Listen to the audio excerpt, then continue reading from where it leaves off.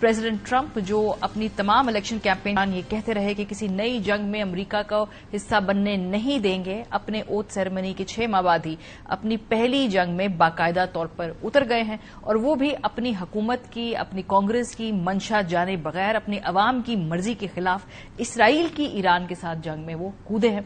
और हमने देखा कि कल 12 घंटों के अंदर जिस तरीके से अमरीकी हमला हुआ है, उसके बाद ईरानी रिटेलिएशन हुई है, ये खित्ता मजीद अब कशीदगी की तरफ इसको धकेला गया है। क्या कहा और किस तरह से अनाउंस किया अमरीकी सदर ट्रंप ने और जवाब में फिर ईरानी मैनेजमेंट ने और उनके जो रजीम ने किस तरह से जवाब दिया, जरा ये देखिए। Iran's key nuclear enrichment facilities have been completely and totally obliterated. There's no military in the world that could have done what we did tonight, not even close.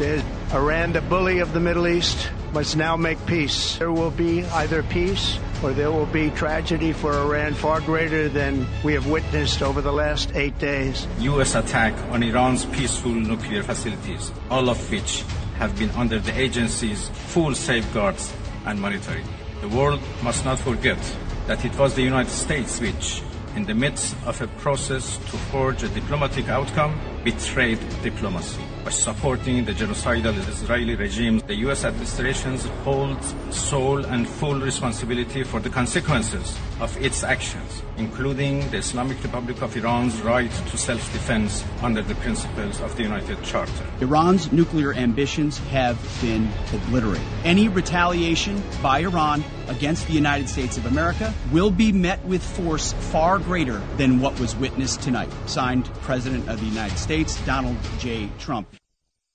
इस हमले की तफसीलात क्या है, अमरीका क्या क्लेम करता है, जवाबी तौर पे ईरान के दावे क्या है, इसका क्विकली एक जायजा लेते हैं। अमरीकी मीडिया के मुताबिक अमरीका ने ईरान में 3 न्यूक्लियर साइट्स पर हमला किया, जिनमें फर्दो, नन्स और इस्फहान न्यूक्लियर साइट्स शामिल हैं। अमरीकी मीडिया के मुताबिक ईरान के खिलाफ जारी फिजाई कार्रवाई में अमरीका ने B-2 बमबार तैयारों और 30 से ज्यादा टिम हॉक क्रूज मिसाइल इस्तेमाल किए हैं। अमरीकी हमले पर ईरानी हुक्काम का कहना है कि अमरीकी हमले से कबल ही जौहरी तंसीबात को खाली करा लिया गया था और निशाना बनाए गए साइट्स में कोई मवाद नहीं था जो खराज का बायस बने।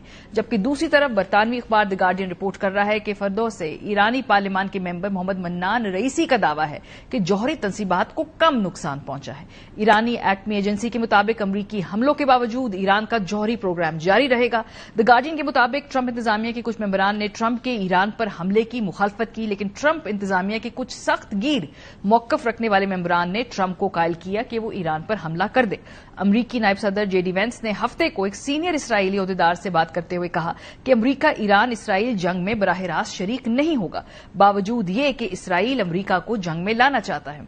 अमरीकी हमलों के बाद ईरान ने इसराइल पर मिसाइलों और ड्रोन से हमला किया, जिसमें 86 इसराइली जख्मी हुए हैं। अमरीकी हमले के नतीजे में हम देख रहे हैं कि अमरीका के अंदर से ही आवाजें उठ रही हैं। सबसे पहले तो सेनेटर बर्नी सैंडर्स ने, जो कि हमेशा एंटी वॉर रहे हैं, इस डिसीजन को आड़े हाथों लिया। जरा सुनिए।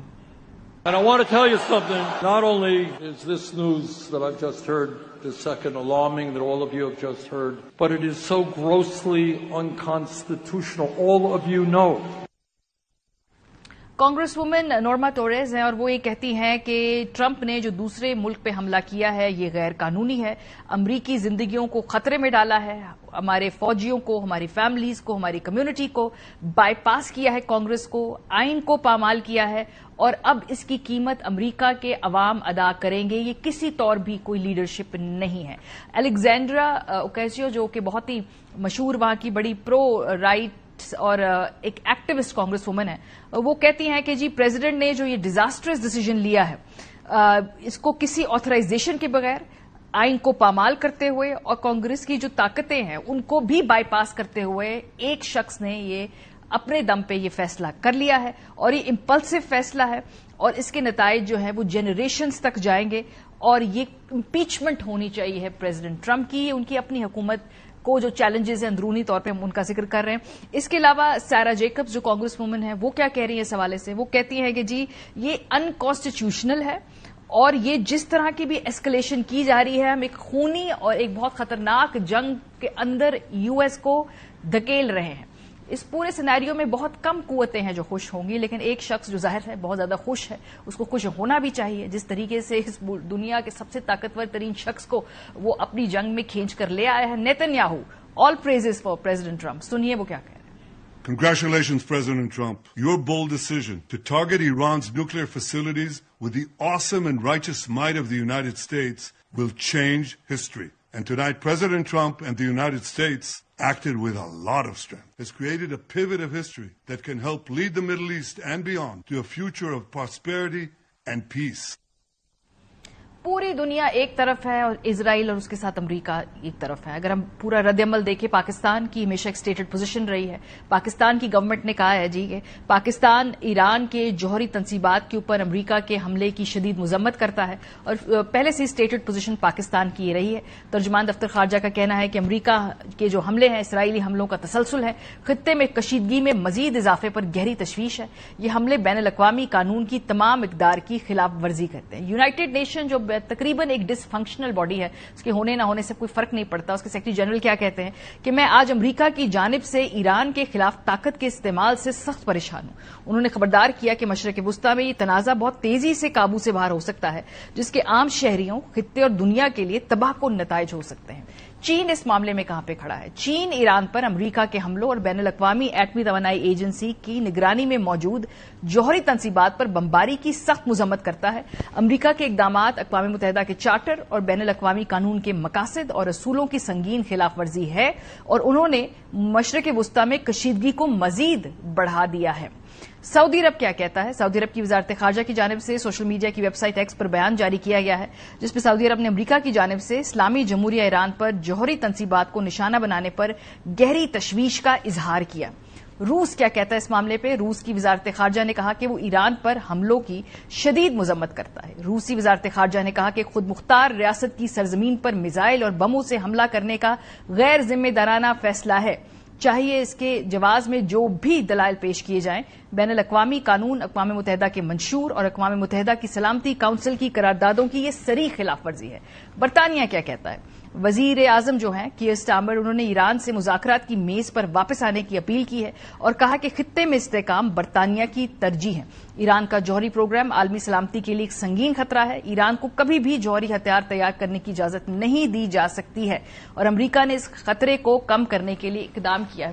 جو ہم نے عراق پہ حملے کے وقت اور اس وقت ایک واضح فرق دیکھا ہے کہ عراق میں جب امریکہ کے ساتھ پوری دنیا موجود تھی، ایک انہوں نے اقوام متحدہ کے فورم کو بھی استعمال کیا، اقوام متحدہ نے اس کو ایک طریقے سے آتھرائز بھی کیا، اور پھر عراق کے اوپر حملہ ہوا.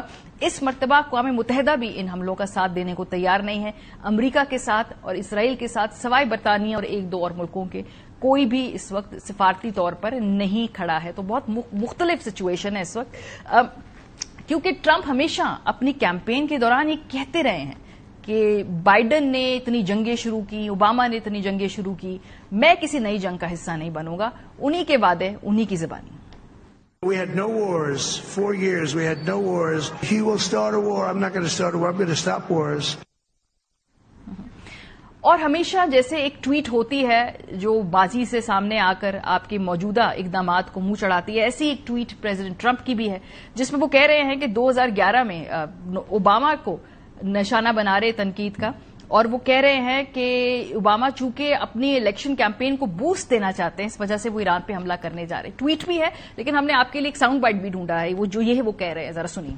Our president will start a war with Iran because he has absolutely no ability to negotiate. He's weak and he's ineffective. So the only way he figures that he's going to get reelected, and as sure as you're sitting there, is to start a war with Iran. Now, I'm more militant and more militaristic than the president. I believe in strength. But to start a war in order to get elected, and I believe that's going to happen, would be an